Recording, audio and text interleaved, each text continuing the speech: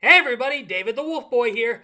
Today is Tuesday, March 10th, or Mario Day. Yesterday we got the final trailer for the Super Mario Galaxy movie, and I already got my tickets for the Super Mario Galaxy movie. I'm going to be seeing it the morning of Wednesday, April 1st, and Gene Diddy 76 is going to review it on her channel. We also got a couple trailers for Super Mario Brothers Wonder, Nintendo Switch 2 Edition plus Meetup in Belleville Park, and Yoshi and the Mysterious Book. But that's not why we're here today. We're here because we got Sonic Presents the Chaotix Casefiles, Episode 7. This is the second to last episode of this kick-ass podcast, because Episode 8 is the ultimate finale.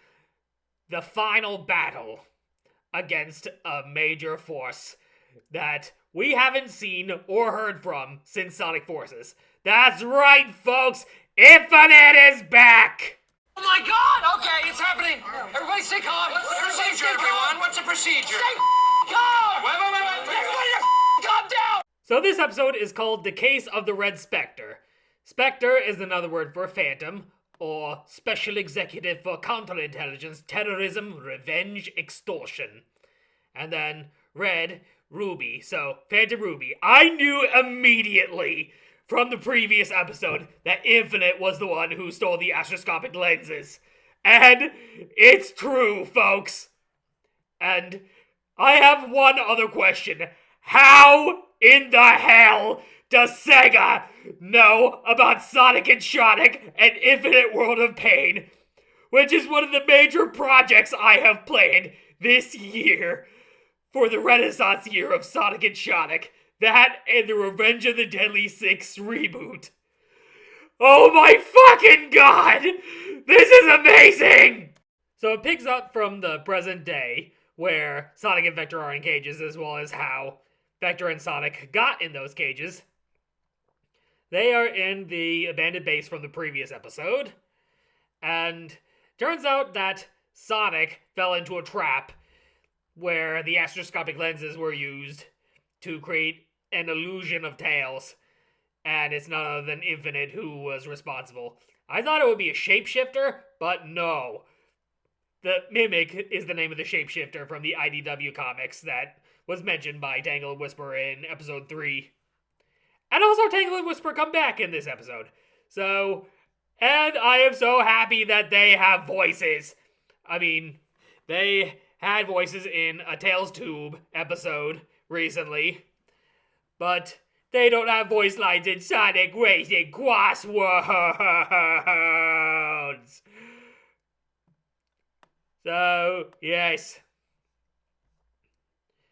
So, Vector finishes his story, and the last thing he remembers is waking up locked in a cage inside a long-forgotten Eggman base alongside Sonic, and Sonic fell into a trap because they thought Tails was asking Sonic for help, but nope, it's a trap. So, yes, he woken up in the cage, and then the Chaotix and Sonic's friends help out Vector and Sonic and try to get them out of their cages. And also, Eggman has one of the astroscopic lenses. Even though he's not technically the thief, he has one of the lenses, which is a shocking twist. So, he's been holding on to the final astroscopic lens all along. Vector is stunned, but Eggman reminds him that Vector was just about to reveal the identity of the thief before the alarm interrupted him earlier. And then the alarms from the endings of previous episodes.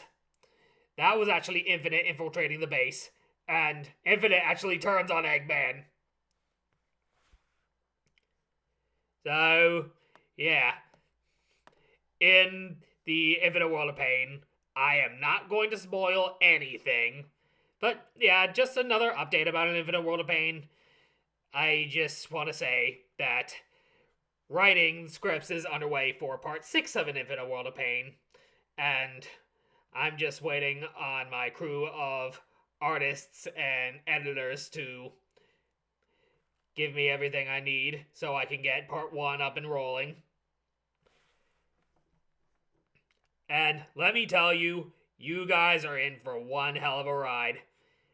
Unlike Skirt of Darkness, which was a hard R-rated project filled with blood and gore and mature themes and a bunch of fucks. Well, An Infinite World of Pain will still feature fucks, but it will not be as violent as Scourge of Darkness. So lately I've been toning down with the R rating and sticking with PG-13. Even though Chaotix Invisible Scars is also rated R for themes of attempted suicide and all that. But in Infinite World of Pain, it is PG-13. There will be F-bombs and all that. So, yes. Then again, my videos are for teens and adults, not so much children. I mean, if a child so much as watches one of my videos and asks why Sonic is cursing, is just me making Sonic the Hedgehog curse. Like saying F-bombs and shit. Well, I mostly got making Sonic the Hedgehog curse from Forest Fire 101 or Forrest Whaley with his Lego Batman stop-motion videos. And that's where I got inspiration for Sonic Hedgehog Adventures in Lego. The same website where he got his Lego guns from, Brick Arms I think it's called, that's where I got the weapons that Sonic holds in Sonic Hedgehog Adventures in Lego. So, in a way, I'm paying tribute to him. So Vector reveals that it is indeed Infinite who is the lens thief all along. Who's been messing up everything? It's been Infinite all along. Who's been pulling every evil scheme? It is Infinite all along. Wait, hang on.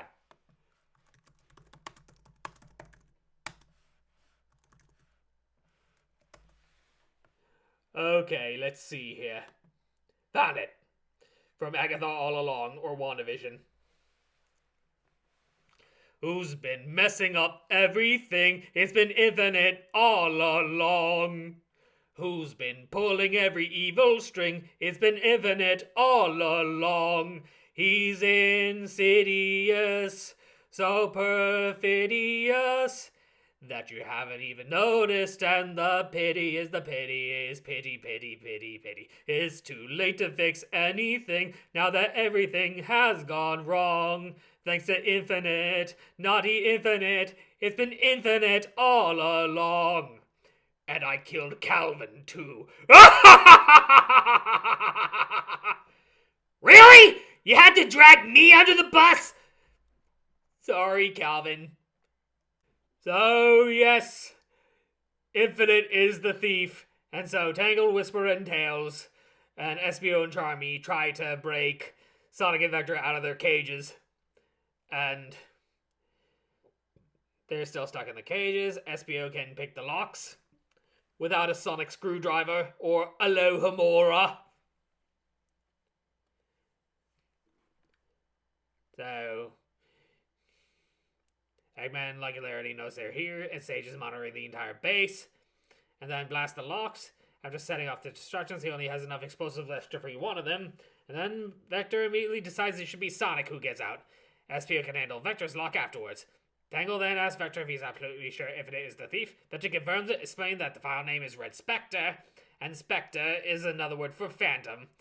Or, I am the ghost of Shadow's bathrobe! Oh my fucking god, Silver! And then Sonic immediately deduces that Red Spectre is Phantom Ruby. Like, everybody with encyclopedic knowledge of Sonic the Hedgehog should have figured it out by now. So when Infinite had the Phantom Ruby, he created phantom copies of objects and people, like the false Shadow and the false everybody, like Metal Sonic and Chaos and Zavok. Like, Chaos was done dirty in Sonic Forces. He wasn't even a fucking boss! So, the astroscopic lenses function in a similar way to the Phantom Ruby, and One of the lessons allowed Infishit to impersonate Tails so Eggman could capture Sonic, much to Sonic's irritation. And if Infinite has already found the other lenses, that would explain how he's been disguising himself as different people while stealing the rest. Like, disguising himself as Tails, disguising himself as Tangle. If Infinite manages to collect all the astroscopic lenses, he could regain the same level of power he once had with the Phantom Ruby. And then Infinite appears to be an absolute tough cookie, just like he was in Sonic Forces. And I can confirm that in an Infinite World of Pain, he will also be a tough cookie, like Thanos, or Doctor Doom in Avengers Doomsday, or Darkseid in the DCX Sonic comics. So, let's see here.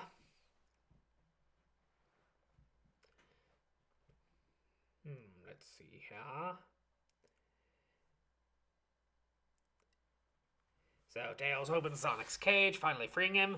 SPO is still working on Vector's lock. Needs a bit more time.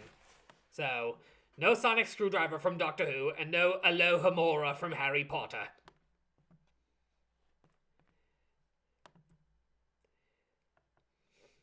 So,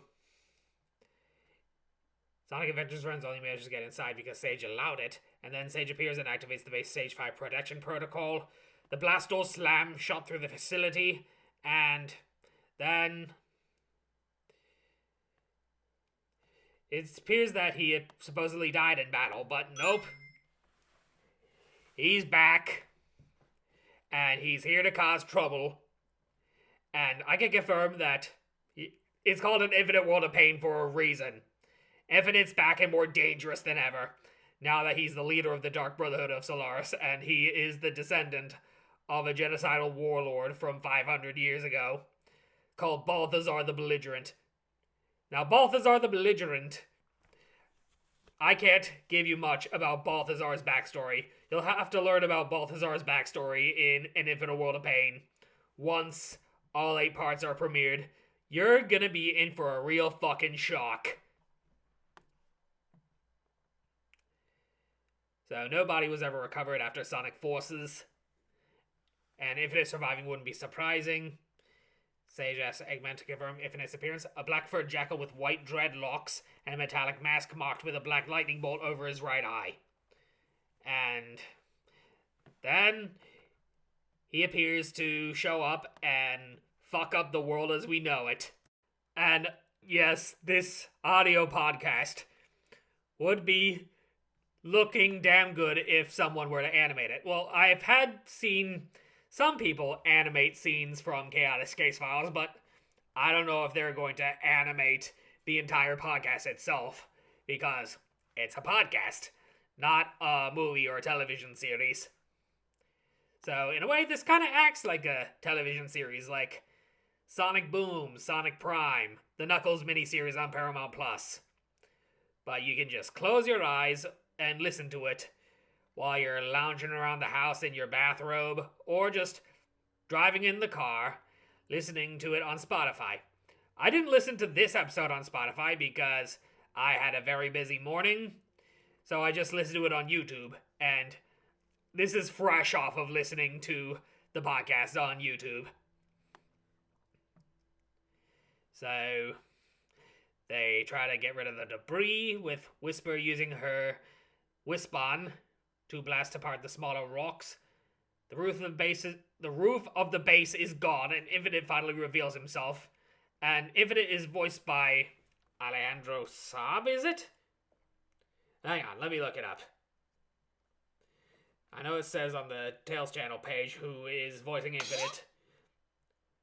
Alejandro Saab, yes. He voiced Gemerald a couple episodes ago, when the Chaotix Copter landed in front of the house of Cream and Vanilla. So, this is a new voice for Infinite.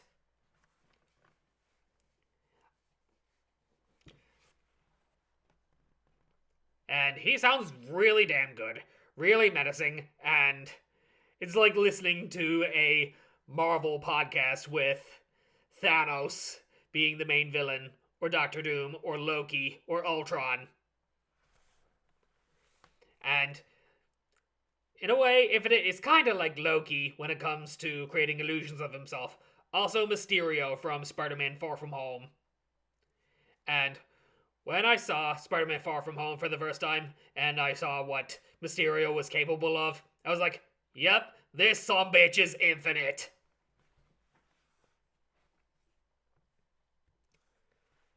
So, Eggman has the lens, and then Infinite suddenly betrayed him, snatching the lens and fleeing with it. And Eggman is pissed off, blaming Vector for everything and threatening to destroy them all himself. Before he can act, Sage alerts him to something strange in the sky. Floating in the clouds above them is the complete set of astroscopic lenses, stacked together like the components of a giant telescope. So, a powerful beam directly onto Infinite. As he moves across the ground, the beam tracks him, ensuring he remains constantly connected to the lens's power. So, this son of a bitch is invincible. And I don't mean Mark Grayson from that Amazon Prime video series that's supposed to begin its 4th season next Wednesday, March 18th. So, yeah, Prime Video users are going to be busy with Invincible, The Boys, Spider Noir. But, yes, we are in the endgame now. A real battle goes off between the Chaotix and Sonic and crew. And so he creates illusions of himself, just like Mysterio in Spider-Man Far From Home and Loki. So they attack the duplicates, but Whisper reports that while she can detect his heat signature, he's moving far too fast to lock onto. And then, let's see here. But because of Sonic and his friends, he possessed limitless power and despised anyone who dared oppose him, especially Sonic. Because of Sonic and his friends, he lost everything. He only managed to escape defeat through deception. After the war, S.H.I.E.L.D. was founded, and I was recruited. The new Hydra grew, a beautiful parasite inside S.H.I.E.L.D. He wandered the world alone, an exile, disgraced, and forgotten.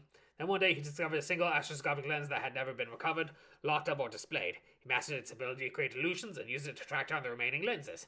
Now he possesses them all, and with that power he will restore himself to his former strength and destroy anyone who stands in his way.